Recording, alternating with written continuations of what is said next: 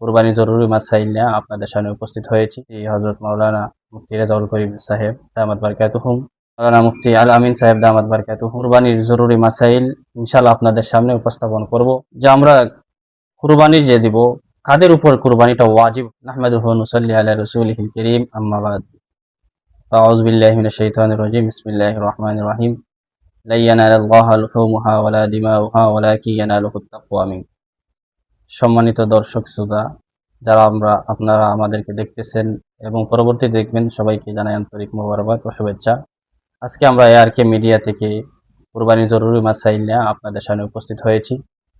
আমাদের সাথে অতিথি হিসেবে উপস্থিত আছেন মুফতি হযরত মাওলানা মুফতি রেজাউল করিম সাহেব দামাত বারকাতুহুম, এবং সাথে আছেন হযরত মাওলানা মুফতি আল আমিন সাহেব দামাত বারকাতুহুম। অতিথিদেরকে পরিচয় করে দিচ্ছি, এবং আমাদের সামনে আছেন মুফতি রেজাউল করিম সাহেব। আসসালামু আলাইকুম রাহমাতুল্লাহ। আরেকজন অতিথি আছেন হযরত মাওলানা মুফতি আল আমিন সাহেব দামাত বারকাতুহুম। আসসালামু আলাইকুম ওয়া রাহমাতুল্লাহি ওয়া বারাকাতুহু। আমরা আপনাদের মাধ্যমে জাতির কাছে কুরবানি সংক্রান্ত কিছু মাসাইল জানাইতে চাই। ARK মিডিয়ার মাধ্যমে অনেকেই অনেক বিষয়ে জানতে চান, এই বিষয়গুলো যাতে আমরা ওনাদের কাছে পৌঁছাইতে পারি, এই জন্য আজকে আমাদের এই প্রোগ্রাম। আমি সর্বপ্রথম হযরত মাওলানা মুফতি রেজাউল করিম সাহেব দামাত বারকাতুহুর কাছে কয়েকটি প্রশ্ন দেব, যে সমস্ত প্রশ্ন মানুষ করে আমাদেরকে সাধারণত জানার জন্য। এই প্রশ্নগুলা আমি হযরতের মাধ্যমে মানুষের কাছে পৌঁছাইতে চাই। প্রথম নম্বর যে প্রশ্নটা হইল যে আমরা কুরবানি যে দিব, কাদের উপর কুরবানিটা ওয়াজিব হয়, কাদের উপর কুরবানি ওয়াজিব হয়, এই বিষয়ে অনেকেই জানে না। এই জন্য এই বিষয়টা আপনাদের কাছে মাধ্যমে মানুষকে জানাই দিচ্ছি। ARK মিডিয়াকে অসংখ্য ধন্যবাদ। আজকে জরুরিয়াতে দিন শীর্ষক অনুষ্ঠান আমাদেরকে উপহার দেওয়ার জন্য। তো সম্মানিত বিজ্ঞ উপস্থাপক হযরত মাওলানা জিয়াউল হক সাহেব দামাত বারাকাতুহুম, তিনি আমাদেরকে যে প্রশ্নটি উপস্থাপন করেছেন অত্যন্ত গুরুত্বপূর্ণ একটি প্রশ্ন, যে কুরবানি কাদের উপর ওয়াজিব হয়। সেটা আমরা অনেকেই সংক্ষেপে সবাই জানি, অনেকেই জানি, কিন্তু এর মধ্যেও বিস্তারিত কিছু বিষয় আছে, খুঁটিনাটি বিষয়গুলো আমরা অনেকেই জানি না। মৌলিকভাবে কথা হলো যে কুরবানি ওই সমস্ত লোকদের উপর ওয়াজিব যারা কুরবানির দিনসমূহে, কথাটি খেয়াল রাখা উচিত, কুরবানির দিনসমূহে অর্থাৎ জিলহজ মাসের 10 তারিখ, 11 তারিখ, 12 তারিখ, এই 3 দিন, 10 তারিখ সুবহ সাদিকের পর থেকে 12 তারিখের সূর্যাস্ত পর্যন্ত, এই 3 দিনের মধ্যে যারা নেশাব পরিমাণ মালের মালিক হবে তাদের উপর কুরবানি ওয়াজিব। এই ক্ষেত্রে যাকাতের মতো নেশাবের উপর বৎসর অতিক্রান্ত হওয়ার, বৎসর অতিবাহিত হওয়ার প্রয়োজন নেই। তাই কোনো মানুষ নেশাব পরিমাণ মালের মালিক না, কিন্তু এই 3 দিনের মধ্যে দেখা যায় সেই 3 দিনের ভিতরে যে কোনো এক টাইমে সে নেশাব পরিমাণ মালের মালিক হয়ে গেছে, তাহলে তার উপর কুরবানি ওয়াজিব।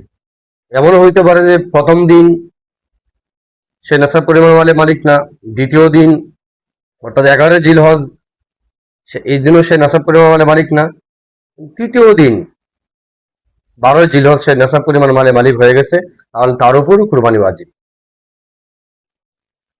তো নেশাবটা কি? নেশাব হলো 7.5 ভরি স্বর্ণ অথবা 52.5 ভরি রূপার মালিক যদি কেউ হয়। তাহলে শুধু যদি কারোর কাছে স্বর্ণ থাকে তাহলে 7.5 ভরি হতে হবে নেশাবের জন্য, শুধু যদি কারোর কাছে রূপা থাকে তাহলে 52 ভরি হতে হবে।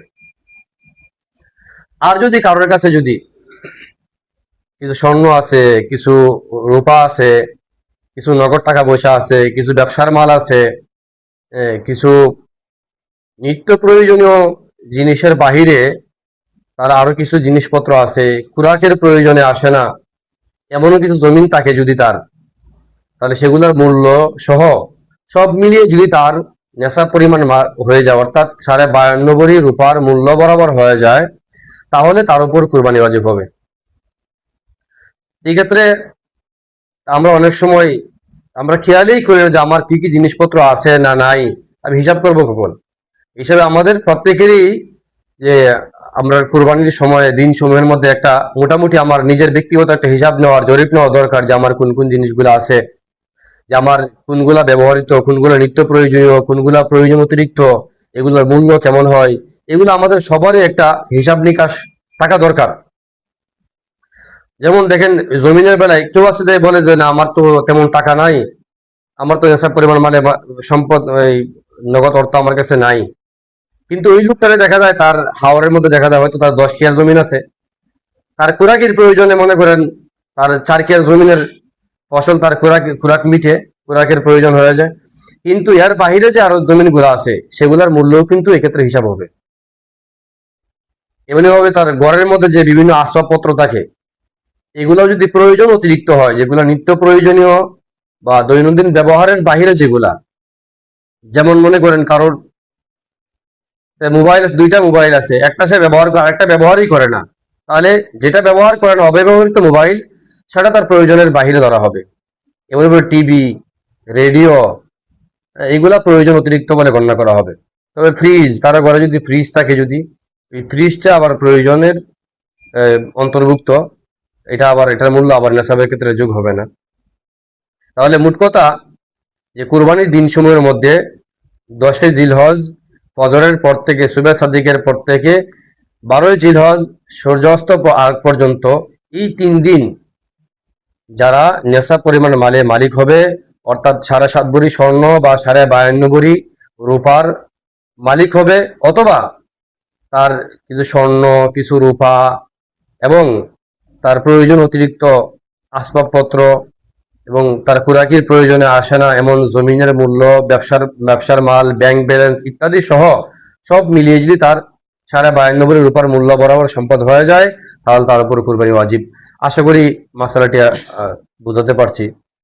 আলহামদুলিল্লাহ, আমরা মুফতি সাহেবের কাছ থেকে খুব স্পষ্টভাবে আমরা মাসলাটা শুনতে পেয়েছি, এবং দর্শক শ্রোতা আশা করি উনি যে মাসলা বলেছেন, যে প্রশ্নের উত্তরটা দিয়েছেন, আপনারাও আশা করি বুঝে ফেলেছেন।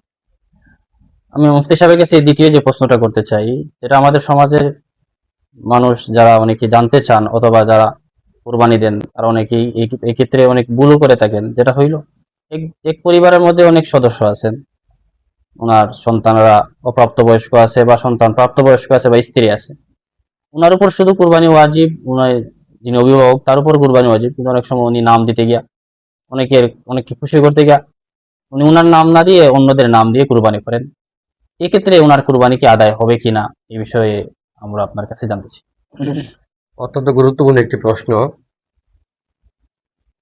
আসলে হলো কুরবানি যার উপর ওয়াজিব হয় তার নামেই, অর্থাৎ তার পক্ষ থেকেই কুরবানি করতে হবে।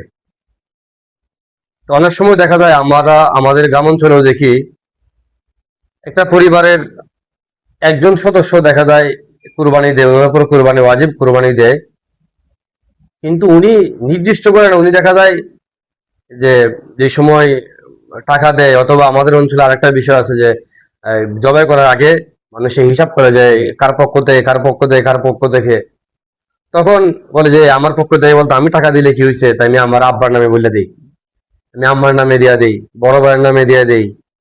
আসলে বিষয়টা কিন্তু এরকম না। যার উপর কুরবানি ওয়াজিব তার পক্ষ থেকেই কুরবানি দিতে হবে, তার পক্ষ থেকে দিতে হবে। হ্যাঁ, সে যদি মনে করে একটা বড় প্রাণী কুরবানি দিল, অর্থাৎ গরু, মহিষ বা উট, তাহলে এই ক্ষেত্রে তো সর্বোচ্চ 7 জন শরীক হইতে পারে। এই হিসেবে যদি তার যদি নিজের জন্য একটা অংশ রাখে, 7 ভাগের 1 ভাগ অথবা 7 ভাগের 2 ভাগ, আর বাকি অংশগুলো যদি সে তার বাবার নামে, মায়ের নামে বা অন্য কারোর নামে নফল হিসেবে দেওয়া দেয়, এতে কোনো সমস্যা নাই। তবে তার পক্ষ থেকে থাকতে হবে। এক্ষেত্রে সে যদি একটা বকরি দিয়ে কুরবানি দেয় বা একটা বেড়া দিয়ে কুরবানি দেয়, অথবা বড় প্রাণীর মধ্যে কোনো একটা অংশের মধ্যে সে শরীক হয়ে কুরবানি দেয়, তাহলে তার মন নামেই তার পক্ষ থেকেই কুরবানি করতে হবে। আর না হলে অন্য কারোর নামে দিলে, অন্য কারোর পক্ষ থেকে কুরবানি করলে তার কুরবানি আদায় হবে না। আশা করি মাসলাটি স্পষ্ট হয়েছে। এর উপর একটি বিষয় জানতে চাই, যে বিষয়টা আমাদের সমাজে হয়ে থাকে, এক পরিবারে অনেকের উপর কুরবানি ওয়াজিব, যেমন বাবার উপরে যেভাবে কুরবানি ওয়াজিব, প্রাপ্তবয়স্ক ছেলের উপরে ওয়াজিব, বা তার স্ত্রীর উপরে ওয়াজিব, এভাবে কয়েকজনের উপরে ওয়াজিব আছে। প্রত্যেকের থেকে একজন শুধু তার টাকা খরচ করে কুরবানির গরু ক্রয় করে উনি জবাই দেয় অন্য নাম দিয়ে। এক্ষেত্রে মাসলার কিভাবে হবে, কি হবে?